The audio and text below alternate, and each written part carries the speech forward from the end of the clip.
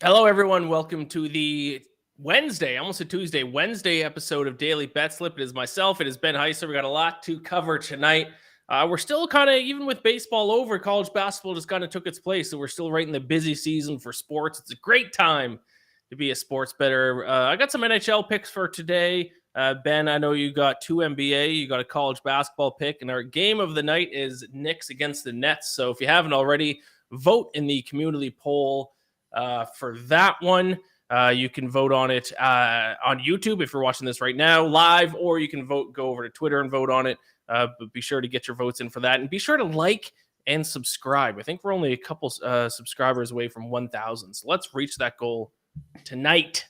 Ben, what's going on? What's happening, Ian? Good to be on. I feel like there's been like a little bit of hiatus since we last got to hang out on the show, but excited to talk a little college basketball. I said this the other day. I feel like I was too late to the college basketball party from a season ago when we had guys like Reed and Joe and you and all sorts of really solid handicappers. Donovan did some good stuff for college basketball. Peter did as well. And I was just late to the party because I was so focused on football and NBA that I was missing out on a lot of really good wins. Our guy Joe Summers just got mentioned over by Sharp Rank. So if there's a time to jump in on the college basketball scene with us, now would be the time. Yes, absolutely. I personally wait about a month. I need some stats before I can really dive into college basketball, but I'm excited to see who you're on tonight. I know of a couple of our community picks that were sent in today are college basketball as well. We also have some college football tonight. I don't think me or you have any college football picks, so we'll rely on the community for those. Some action tonight. So let's dive into that right now. And I think our very first community pick sent in today is from college football. Hank Asoff at ACESoff with a little Twitter verification symbol there. What a wild day in the world of Twitter, eh? So he's on Central Michigan. -2 against the Buffalo Bulls tonight. The Buffalo Bulls, not the Bills. That kicks off 7 p.m. Eastern tonight. A little MAC action between the Chippewas and the Bulls. I have nothing to add to any college sports tonight. I did not handicap anything. We'll talk NBA a little later. I did look into, but I don't have anything for Central Michigan -2. He did not send in a breakdown with the pick, but he's on Central Michigan -2. Do you have anything to add? I'm glad I'm here with you because Perfect. I don't have anything, but I do know that our guy Reed Wallach has a play on this game. Very beginning of the week, he was on Central Michigan back when they were a short underdog. Ooh. At home. He was able to get them at +110. If you had read that article over at BetSided, you would have been able to get a much better number than you can find now, which the lowest that I'm seeing over with BetSided's odds tool is at -120 at PointsBet. The Chippewas get a key piece back for them in Lou Nichols, who's their running back, who's been a guy that I think exploded in one of the bowl games from a season ago. And Buffalo, even though they're one game behind in the top of the MAC standings, have not really been particularly impressive. And they're a team that just has to rely on forcing turnovers on defense. Reed mentions the fact that once they've gotten Nichols back, the whole offensive dynamic just looks so much better. So he is on the Chippewas on the money line, and still some decent odds if you want to take him straight up. All right, so there you go. Some Central Michigan action tonight. Let's bring up the next community pick, which I believe we're diving into some college basketball now. This comes in from Eric Bird at eBird1 and decided not to go for the verification logo yet by Eric.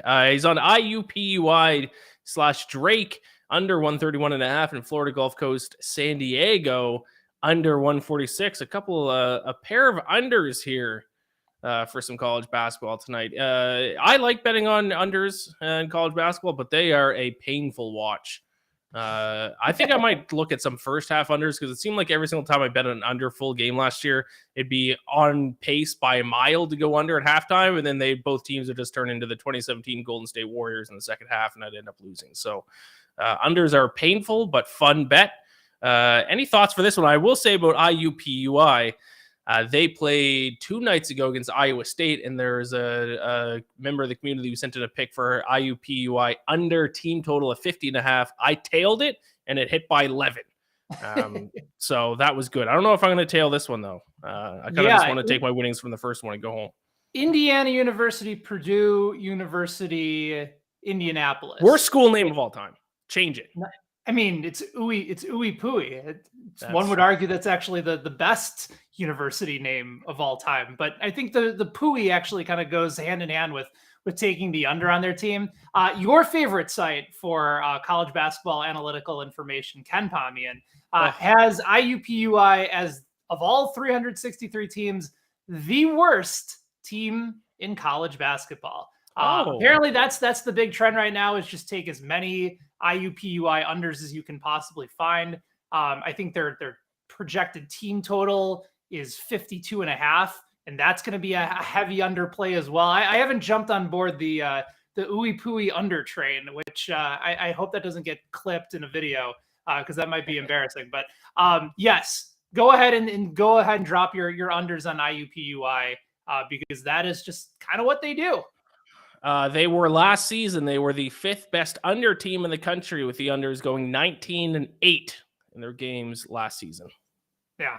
I was trying to find that. It took me a while, but I got it there because I knew it was a big under team last year. 19-8 to the under last season. Yeah, and listen, I live 45 minutes away from Lawrence, Kansas, which is a fantastic place to watch college basketball. But as an NBA guy, even being in one of the great arenas in the sport, you're still watching a lot of bad basketball. So if you're going to go ahead and suffer through an IUPUI game, you better be betting on it. Otherwise, find a hobby, find something. Yes, I agree.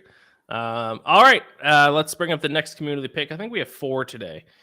This comes in from Fat Picks, Fat with a PH, Fat _ picks. Some action tonight. They're on a few different picks. Kent State -2.5. Buffalo +2, so they're going to the opposite way of the first person who sent in a pick. Yeah. So we got a little head-to-head action here. Buffalo team total over 25.5, and Northern Illinois money line. So again, you can find all of this for our college football best bets today, which both Reed and Josh Urich also put together. A lot of these were initial plays from Monday, with a few odds and opportunities a little bit later on towards the week. NIU, that's a team that is still trying to figure out what the hell they're doing at quarterback. They've gone through 4 different quarterbacks this year, Ian. Like, college football, MAC football is already occasional a tough watch, but imagine watching Northern Illinois play their 4th string quarterback. Crazy. That's what happened last week, and he ended up completing 39% of his passes and threw for 158 yards. This is just not going to be a whole lot of points. So if you're going to go ahead and take the team on the road that's right around even money to win, both teams at DraftKings are -110. It makes a lot of sense to be able to go ahead and just grab them there, just because there's not going to be a lot of points in this game. Yeah, I like it. A lot of action going on tonight. And then our final community pick for tonight is about our game. Oh, no, sorry. We have 2 more. Sorry. Or maybe this is the last one. No, this is the last one. It is about the game of the night, though. It is Hot Takes with TP3, who also has indulged himself with a little Twitter verification check mark. Knicks +3.5. Nets are 1-16 against the spread at home after being on the road the last game against opponents with rest. That is quite the trend at home after being on the road in their last game against opponent who is coming off rest. A very specific trend, but hey, it is 1-16. No Kyrie for the Nets, of course. We'll see what goes on with that situation. And Nets are also 6-33-1 against the spread as a home favorite since last season. I'm aware of that one. When I went to Nets games, I bet against them every time, and I think I went 3-1 at their stadium betting against them. One of them I know was OKC when Lou Dort and SGA both scored 30 points. Correct me if I'm wrong. I think our pal Peter Dewey was talking about this earlier with Reed Wallach. Peter, big Knicks fan. Reed, a big Nets fan. Yes, the Knicks have not beaten Brooklyn in a game since I think 7 straight. 2020. Yeah, I don't know how that's fared against the spread. But yeah, you're going all the way back to January 26th. 2020, the last time the Knicks got a win against their New York counterparts. So this might be the year to do it, especially with Jalen Brunson playing the way that he has. But the Knicks have some issues too. Yeah, and we are going to give out our picks for that game at the end of the show because it is our game of the night. We're deciding between the Battle of New York and the Battle of LA, which is also happening tonight. Figured we'd go Battle of New York here. I would like to go watch the Battle of New York one of these times, but tickets get pricey when the Knicks and Nets play, so we'll see. You can do the old just stand outside the arena and just get in middle of the first quarter once they really start to plummet on StubHub or wherever else you're getting your tickets. That might be the play if you want to get in. You just might miss the starting lineups. Is that a thing? Can you do that? Oh yeah. Oh, that's been a method for many people for a while, especially like outside of Arrowhead. You just wait until kickoff, and then all of a sudden the pricey ticket plummets, and you hop in for almost nothing. Yeah, I use an app called TickPick, and you can't do that because all the tickets get taken off like 30 minutes before the game starts. Oh, so maybe I got to switch apps to go with that. That. Whatever app sponsors this show, that's the one that will. That's right. That's right. Correct. All right, let's get into our best bets for tonight. You have 2 in the NBA and a college basketball pick. I just got 3 in the National Hockey League.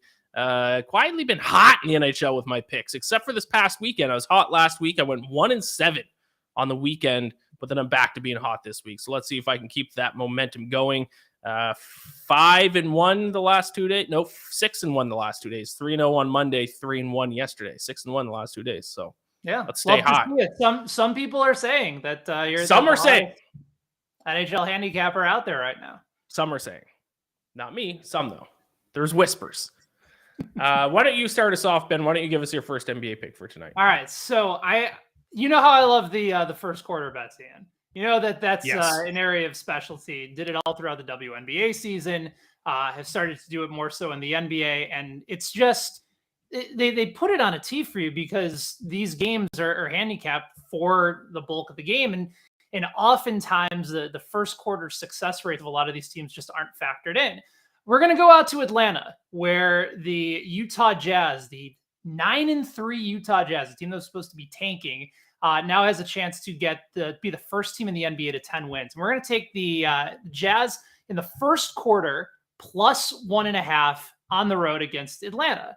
One thing that you start to figure out with this Jazz team is that there's a handful of teams that they match up extremely well against, and then a few teams, especially the slower paced teams, that they're not as good of a matchup against. This is a matchup against Atlanta that actually sets up perfectly for them. I'm on them as well in this game to cover the 4 as well as to win the game on the money line. But the most value for me, I think, is in the first quarter. Utah, over their last 3 games, has the top rated offense in the NBA. First in the NBA in the last 3 games in first quarter points per game.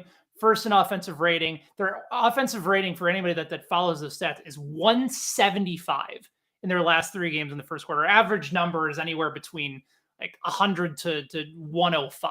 So they're absolutely on fire to kick things off. And you have a Hawks team that, particularly at home, really struggles in the early going. They rank 25th in the NBA in first quarter offensive rating. Trae Young always seems to get off to these slow starts, and then eventually they really heat up. That was what you saw last time in handing the Milwaukee Bucks their first loss of the season. So you have an ideal matchup in Utah. You have a Utah team that is on fire in the first quarter, and you have a Hawks team that struggles to get themselves going until a little bit later on in the game. So I love this play for Utah, plus 1.5. You can get it on the money line as well. But I think this is an ideal spot for Utah, especially with how they play, their confidence level, and Atlanta just not being one of those teams initially that just gets off the bus rolling. So give me Utah plus 1.5 in the first quarter at home tonight against the Atlanta Hawks. You know what the bad thing about that bet is? What's that? If you wait until the end of the quarter to get into the game using your little life hack, you're going to miss the bet. You know what? If I hit on enough of these bets, I'll start to pay full price for when I make it out to Atlanta to watch these games. There you go. I like it. All right, switching gears over to the National Hockey League. My first pick for tonight, I'm going to take the Pittsburgh Penguins minus 125 against the Washington Capitals here. The Penguins got off to a hot start, and now they've been on a little bit of a cold streak here, but I think they're too good offensively to keep that up. I think this is a great buy low spot on them. They've been one of the best offensive teams in the NHL so far. 4th in the NHL in 5-on-5 expected goals for per 60 minutes at 3.22. Capitals all the way down at 26th in that category. Also, Capitals are allowing 2.91 goals per 60 minutes and have an expected goals against of 3.22. So the numbers are showing me here that Pittsburgh is the better team, although the two teams have been performing kind of on similar levels through the first couple of weeks. It's Pittsburgh who has the better underlying statistics that show me they're going to get better as the games go on, whereas Washington is pretty much playing to how they should be. So Penguins slight favorites here. I'll take them minus 125. Fun little fact about this game, Ben. Sidney Crosby and Alex Ovechkin have been in the league for a very long time. They entered the league the first year together. Heading into tonight, they'll face off against each other. They both have the exact same amount of points, career points, exact same amount. That's cool. So how about that? If one of them gets a point tonight and the other doesn't, then they will be leading in the little rivalry that they have. So after all these years, been in the league forever, it feels like, exact same amount of points heading into tonight. One thing that always amazes me about hockey is how these players can play forever. Like Yes. Ovechkin's aged a little bit, but he's still leading the Caps, if I'm not mistaken, in goals this year. Like Crosby and Malkin, who have also been in the league forever, like they're amongst the top. Like they just don't slow down. And then at some point, like a lot of these guys are playing into their 40s. I know we joke about it in the NFL, but hockey, like that's as much of a physical sport, and the amount of time on the ice for a lot of these guys is pretty remarkable. So maybe that doesn't go away for another few years. Maybe we can still really embrace this rivalry for at least another few years to come. Shout out Jaromir Jagr, who played until he was 48? He was still playing, and I think he's still playing. I think he's playing over in Europe now. Yeah, he might be. There used to be at the Chicago sports talk host that had no idea how to pronounce his name, and he called him Jagmir Jaguar. Jagmir Jaguar. That should be his name. You didn't even try. You didn't even try to look it up. Yeah. All right. So there you go. Little Penguins and Capitals action. Another chapter in the historic rivalry between Ovechkin and Crosby. Let's switch back to the NBA, Ben, for your second best bet in NBA tonight. Yeah, I'm trying to make this as efficient as possible for all you NBA bettors to be able to go ahead, take a first quarter bet, and then go get on with your night. Watch something else, or maybe get some stuff done around the house, because I got another first quarter play for you. And that is the aforementioned Milwaukee Bucks. No Giannis Antetokounmpo tonight, which obviously is a major loss. And in fact, that's brought this line down fairly substantially in the NBA tonight. Obviously, the Bucks would be massive favorites on the road against the Thunder. But for tonight, we're looking at a line of just anywhere between -1.5 to -2 for Milwaukee.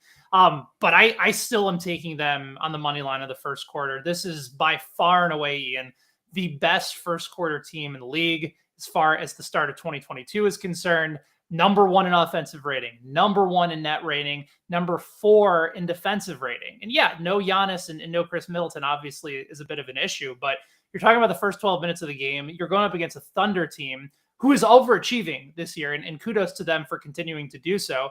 But they're bottom 8 in net rating in the first quarter, and that's with having everybody available and healthy. Milwaukee doesn't play as fast as they normally do in the first. They take care of the basketball. They're a team that can play both styles, and Oklahoma City this year has been a bit more higher paced, faster tempo. And in Milwaukee, if you want to play that style with them, they'll run you out of the gym. If they want to slow things down, be more active defensively, they can do that to you as well. Maybe not having Giannis down the stretch eventually hurts them with some of the guys that Oklahoma City can close with tonight. But first quarter, I'm going to go with the team that's been so good and so consistent all year, even without their best 2 players in the lineup. So go ahead and give me the Bucks money line -120. If you want to take them -1.5 for slightly lower odds, you can. But this sets up awfully well for Milwaukee, especially against a team in Oklahoma City that really struggles to get things going in the early first 12 minutes. There you have it. Another first quarter bet. Like you said, keep things efficient tonight in the NBA. Going back to the ice, my second NHL pick for tonight. I got another underdog. It's an underdog I cashed in on last night. Might as well ride them again tonight, and that is the Montreal Canadiens. Les Habitants. They are at home tonight to the Vancouver Canucks. It does kind of pain me to keep betting on the Canadiens as a Leafs fan, because I've bet on them a lot and they keep winning for me, but I got to keep doing it because sportsbooks continue to price them a lot lower than what they should be. They're pricing them like as if they're a bottom 5 team in the NHL, and I don't think they are. They had the worst record last year, but they've been better than that this year. No, they're not a good team, but I think they're more like 22nd, 23rd in the NHL as opposed to like 28th, 29th, like sportsbooks are pricing them as. And the numbers are way too close here to justify them being home underdogs to the Canucks. 23rd in 5-on-5 Corsi percentage. Canucks ranked 25th.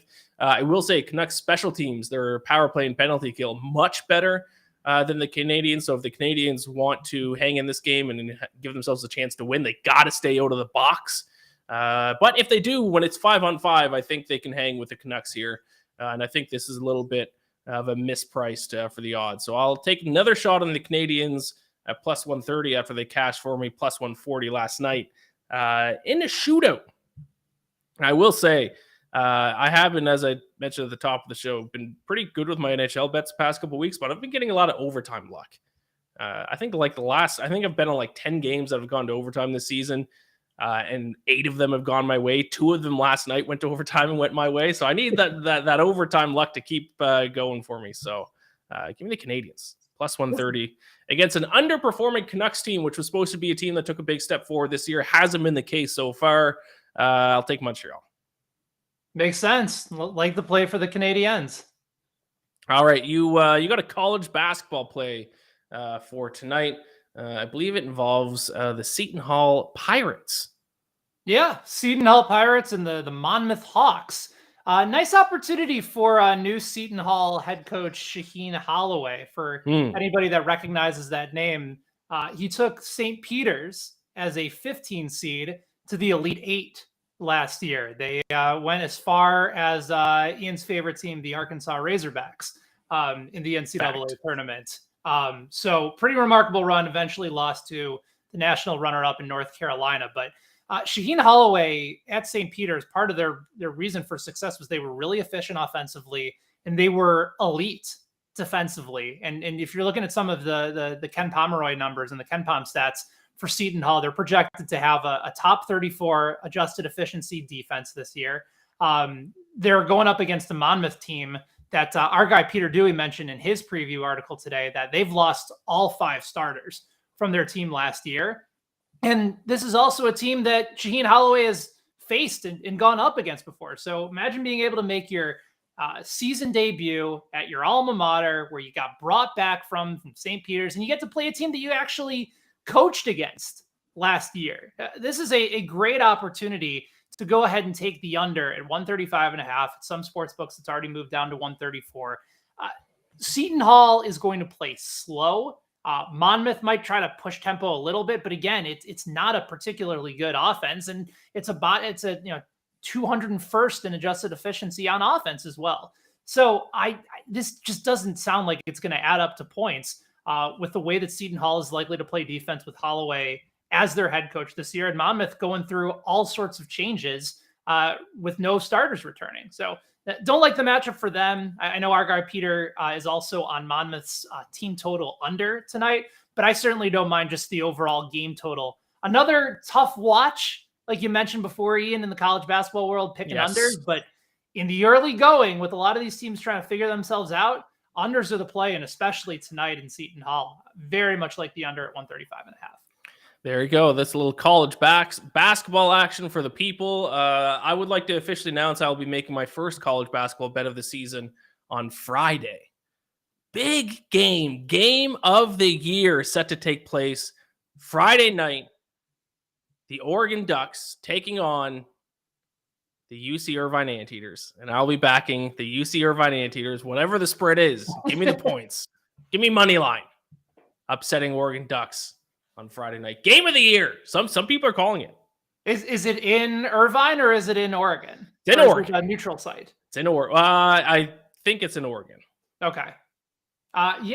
Listen, if you want to save your sports book some money and not pay the juice, I'm happy to take that bet for you. I know if you win and it's money line, then it might take me a couple weeks to pay you back, but I'll certainly take some of that action.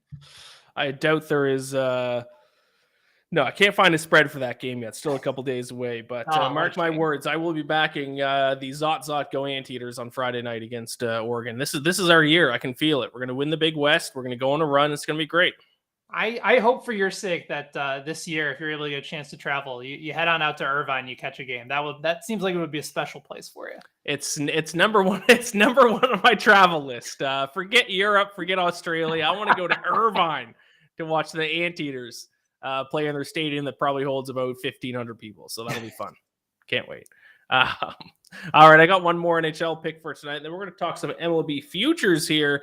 I'm going to take the Minnesota Wild for my final NHL pick tonight, minus 165 against the Anaheim Ducks. This Ducks stink, specifically defensively. Worst defensive team in the NHL.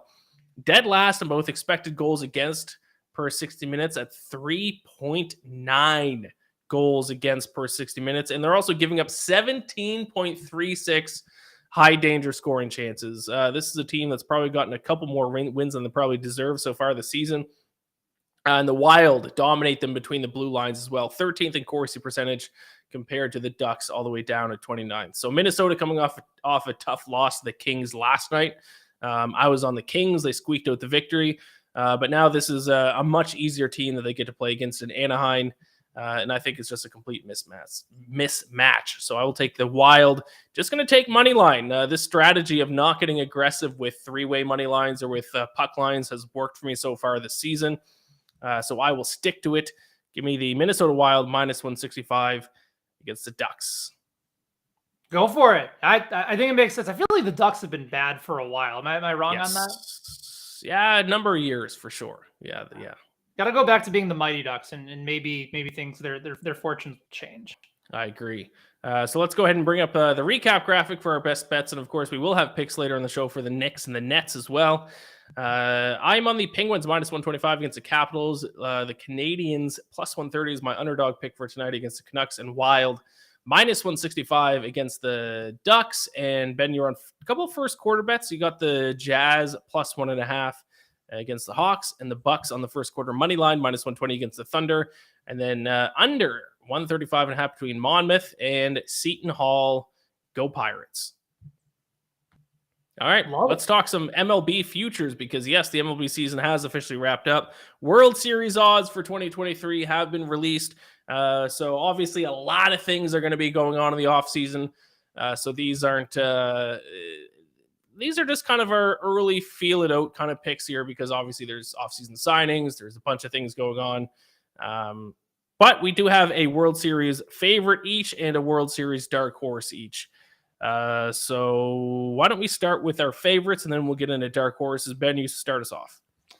So far be it from me to laugh at a team's misfortune as a Chicago Cubs fan all my life. But yes, my favorite to win the World Series next year is the team that choked away a great opportunity this year in the New York Mets.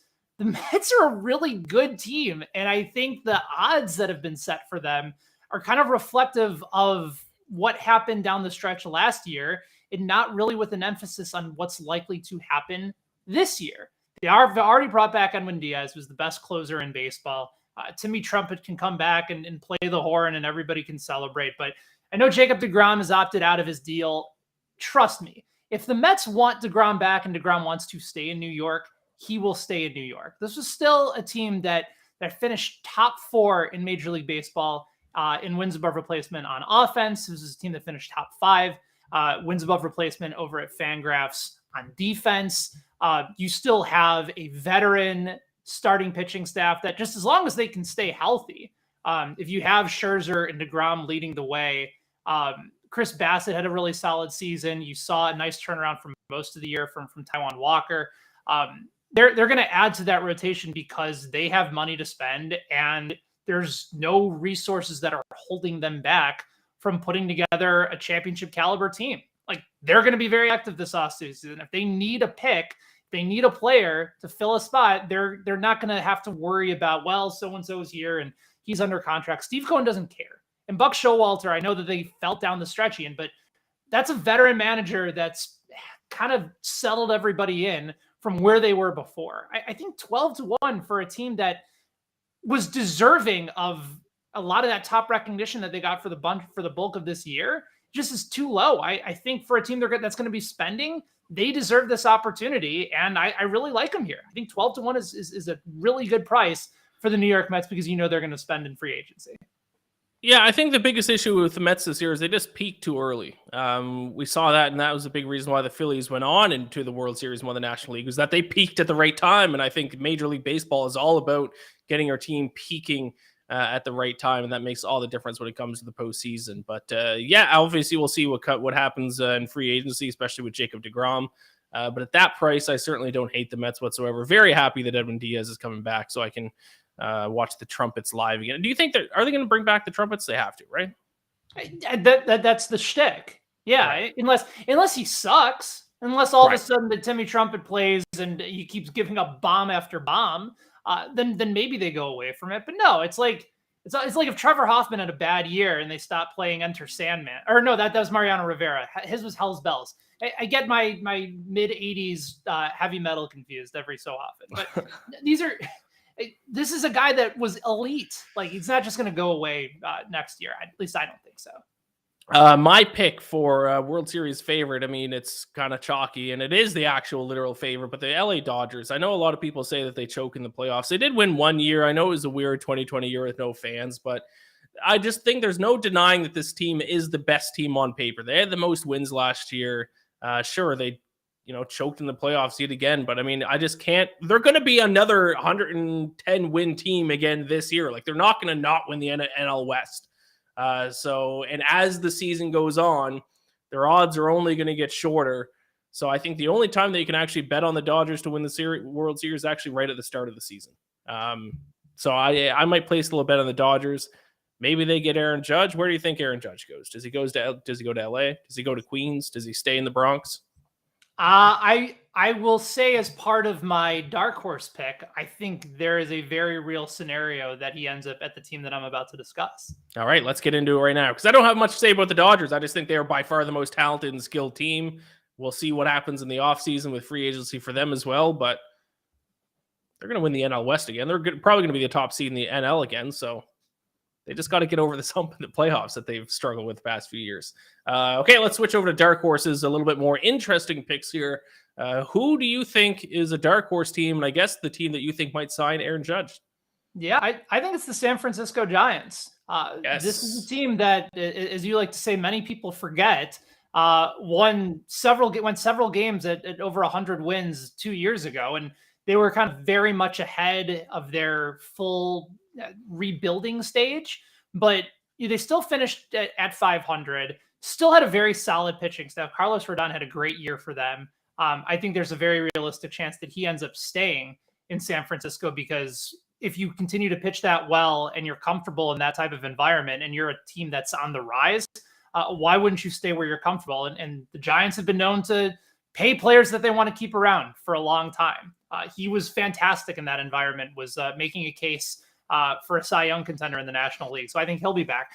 There's very much interest in the Giants bringing Aaron Judge on. I think it would be fascinating. I certainly think his home run numbers would go down, but this is still somebody that is one of the elite bats in all of Major League Baseball. And kind of what I've always admired about the Giants is that it's not a lot of big name guys in that lineup. Like it's Mike Yastrzemski. It's Jock Peterson led the team in home runs this year. That was on a short-term deal. Dairo Estrada, Austin Slater, Brandon Crawford still hanging around. Like, these were good contact hitters that didn't really hit for a lot of power, but you add Judge into the lineup, all of a sudden that stabilizes a lot of those other pieces. And especially with the good speed that they have, that type of power back can move runners along. He's a great contact hitter, and you already have a really good pitching staff and a good bullpen. 40-1. Yeah, you're going up against the Dodgers and trying to deal with the Padres as well. But I mean, Ian, the Padres got hot in the playoffs, but they were not a good team once they got Juan Soto and once they got Josh Hader. There are a lot of flaws with San Diego that I just don't know if they're going to immediately be able to fix. I think there's good value on the Giants. I think they can be very competitive, get into the wild card spot and do some damage. I think 40-1 is a good price for them. Yeah, I don't disagree. I think that is a decent price for the Giants. 40-1. My dark horse pick is another 40-1 team. This is a team that was in the playoffs last year, and that's the Cleveland Guardians. This team, very good pitching team, one of the best pitching teams in Major League Baseball. Very young as well. This is not a team that's going to be worse next year. There's only one way to go for this team, and it is up. And they're already impressive, like I said, throughout the season. They're also probably in, I think you could say pretty clearly, is the weakest division in baseball. So they should have the inside track to win the AL Central again. So they should be back in the playoffs. And this is a team, like I said, that's young, that's feisty, has good pitching.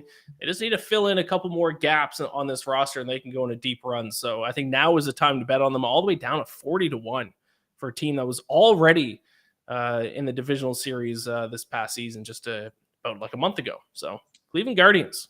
Listen, you're not going to get an argument from me. I was on Team Guardians with our guy Joe Summers. Yes, we got him. He got him back in May. I got him in June.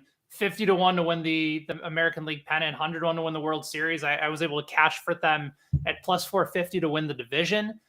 They're a really talented young team, like you mentioned, but I do think the White Sox are going to start to show what most people anticipated. Thought they made a really good managerial hire in Pedro Grifol, and just getting the stank of Tony La Russa out of there is going to make such a difference for them. I will say, for my dark horse pick, I was deciding between the Guardians and the White Sox, and for that exact reason, with Tony La Russa out of that clubhouse, hopefully they can take a big step forward this year. Certainly have the talent to do it. So I think one of those two AL Central teams should take a significant step forward. Maybe both of them. We'll see. Let's switch to the final segment here. Game of the night. It is the Battle of New York. It is the New York Knicks traveling over to Brooklyn to take on the Nets. Let's get into our picks for this one. What's the spread? 3.5 is the spread in favor of the Nets at home. And I think we were talking earlier, the Nets have won 7 straight against the Knicks, I think it is. Yep. So let's dive into our picks for this one. Why don't you start us off? What's your best bet? Yeah, I'm going under here. Under right now, still available at most books. It's 220. You can still find it at 220.5. A lot of different directions for this game. Obviously, the Knicks defense up against Brooklyn's inability to score consistently outside of Kevin Durant without Kyrie Irving in the lineup certainly goes into that mix. Also, the Knicks this year, the under has gone 5-0 in their last 5 games against teams with losing records. Brooklyn certainly fits the description of a team that really has not gotten settled throughout the course of the year. And the last, the history of this team kind of makes sense in that department as well. Brooklyn has actually done a nice job defensively at times, but just not consistent. And when they're not making shots and the Knicks tend to slow things up, it just doesn't set up well for a high scoring affair. I think 220.5, just a tad bit too high in this game. So going with the under in the battle for New York tonight over in Brooklyn. There you go. The under 220.5 in the Battle of New York. I'm going for a player prop. This is how I, when I bet on the NBA, I go player prop, and I keep things pretty simple because, as I always say, I'm hashtag not NBA guy. So I don't know enough about the sport and these teams to really dive into spreads or totals. I keep my handicapping process pretty simple. I'm going to go Julius Randle over 8.5 rebounds. Pretty straightforward here because the Nets dead last in the NBA in rebounding percentage, grabbing only 46.2% of rebounds. And Julius Randle this season averaging 8.9 rebounds per game. So he's right on track just with his average season numbers to go over this total. And now he gets to face the worst rebounding team in the National Basketball Association. So it's as easy as that. Nets stink at rebounding. Take a team on their opponent to go over the total. Yeah, and especially if you're talking about a low total game and an underplay, that leads to more rebounds, more missed shots. And your guy Julius, I mean, he's hit this over in 4 of his last 6 games. One of those games he finished with 8. So if it's 8.5, he was right there for it, getting a ton of minutes. Thibs loves to play his guys long minutes. I might tail you on that one. I really like that pick. All right, I love it. The community, though, the BetSided community, Ben. Opposite of you, the rare time that the community is taking a total and they're on over 20.5. Thoughts on that? Obviously hurt, disappointed.